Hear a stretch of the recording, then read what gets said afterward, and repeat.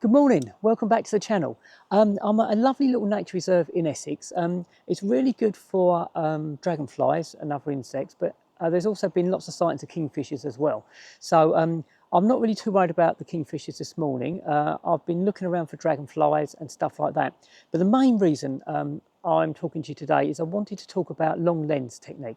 So I've got my 600mm prime f4 lens here today, and I find quite often when I'm teaching people, so my job is a photography teacher. I run wildlife and landscape photography courses.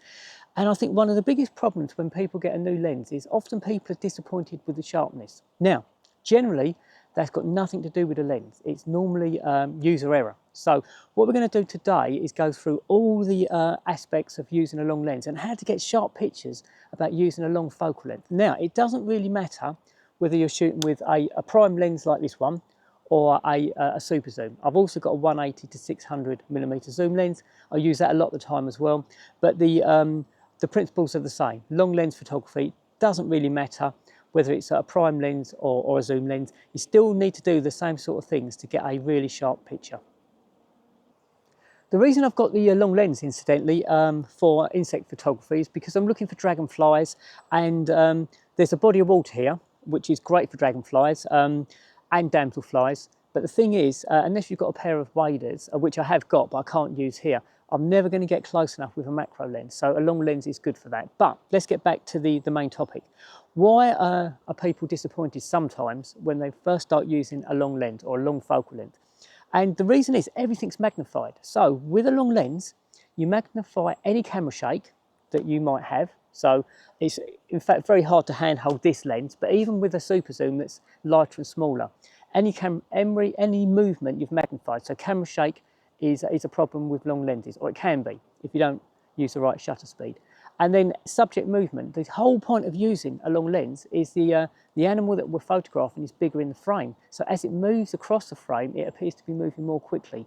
So subject movement is also a big problem. And then last but not least, because we're using a long lens or long focal length, longer focal lengths reduce depth of field. So it means we've also got a very shallow depth of field. So our focusing has to be spot on. So we've got camera shake, which can cause a problem.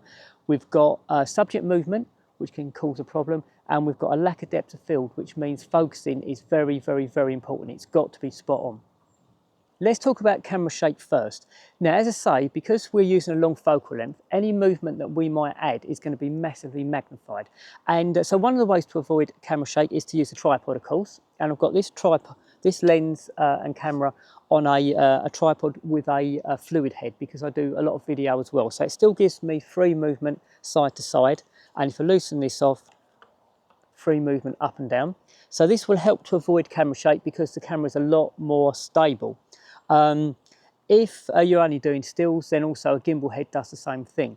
Now, if we're hand holding, there used to be a formula, and it used to be 1 over the focal length of the lens to avoid camera shake. So if you were shooting with a 500mm lens, it was 1 over 500. You need a 500th of a second or faster. These days, because different cameras have got different size sensors, we have to sort of change that formula slightly. So if you're shooting with an APS-C sensor, it gives the real life impression of shooting with a longer focal length, because you get what's called the crop factor, and it's a 1.5 or 1.6 crop factor or magnification factor. Now, as I've mentioned in a video 2 weeks ago about resolution and sensor size and how that affects the image quality and the focal length, we can't actually change the focal length of this lens. It's 600mm, and that's what it physically is. But if I use this lens on an APS-C sensor, it would, in effect, because I'm a Nikon user, magnify the focal length by 1.5. So instead of it being a 600mm lens, it will behave like a 900mm lens. If it's a Canon, it's a 1.6 magnification.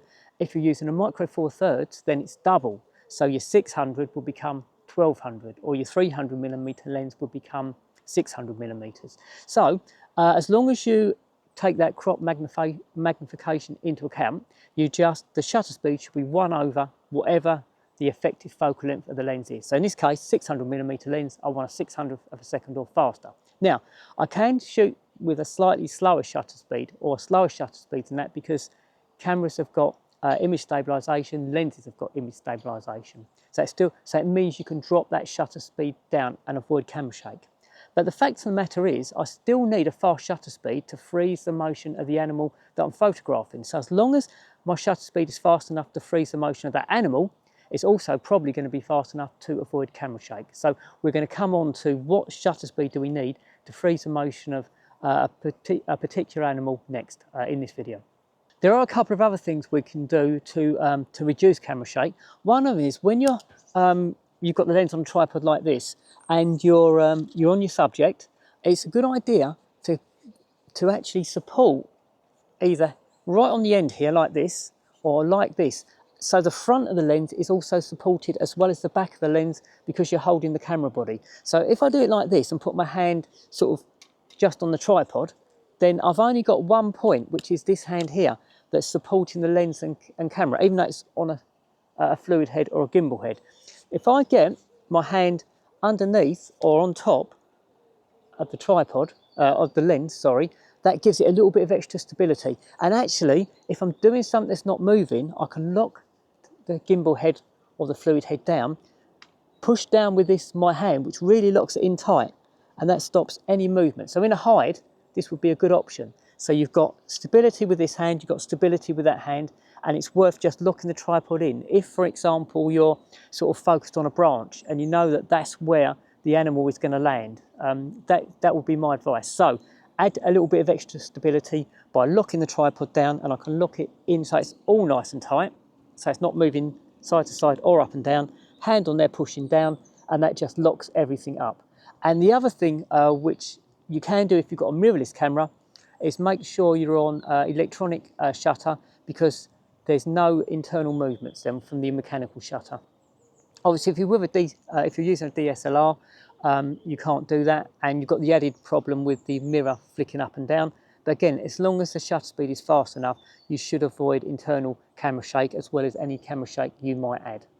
Now, when it comes to subject movement, this is a really, really important factor. And it will depend on the animal you're photographing, but not just the animal you're photographing, but how close it is to the camera, because that will also affect the speed that it's moving across the frame.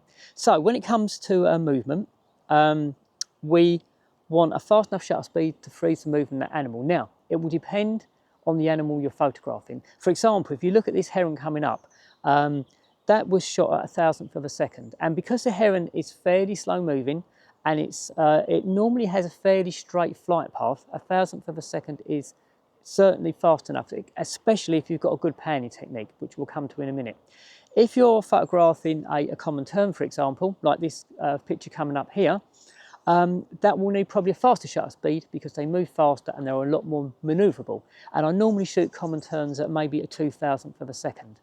Then if I'm doing a bird, a small bird like a swallow or a swift, I might probably want to go for a 4,000th of a second because they are super fast. Or even a small woodland bird taking off, I'll probably want a 4,000th of a second. So it's very much subject related. And then the other thing is as well, the closer that animal is to you, the bigger it will appear in the frame and the faster it seems to be moving. So that's the other really important thing. If it's big, closer to you, which is what we're hoping for, you generally need a slightly faster shutter speed than if it's further away to freeze the movement. And then last but not least, direction actually plays a part. If something's moving across the camera, it looks as if it's moving more quickly than if it's moving towards you. So again, something that's going across the camera, you need a faster shutter speed to freeze that motion. But you can also pan with the animal, which is what you should be doing. So if I loosen this off again, so if I've got an animal coming across, I'm going to pan across at the same speed as the animal's flying. The idea is to keep that animal, that bird for example, in the same spot of the frame. So imagine it's off to one side and it's flying into that negative space. We want it to be off to one side, roughly in the same place in the frame as that bird moves across the sky. So you move the camera at the same speed as the bird. And that not only gives you a nice composition and helps the focusing system, but it also means that you've got less chance of subject movement because you're moving with it. Right, okay, let's talk about focusing. Now, I've covered focusing on lots of videos, but it's part of the whole story of getting a sharp picture using a long lens, so we do need to talk about it. Now, generally, I'm going to use AFC, or autofocus continuous.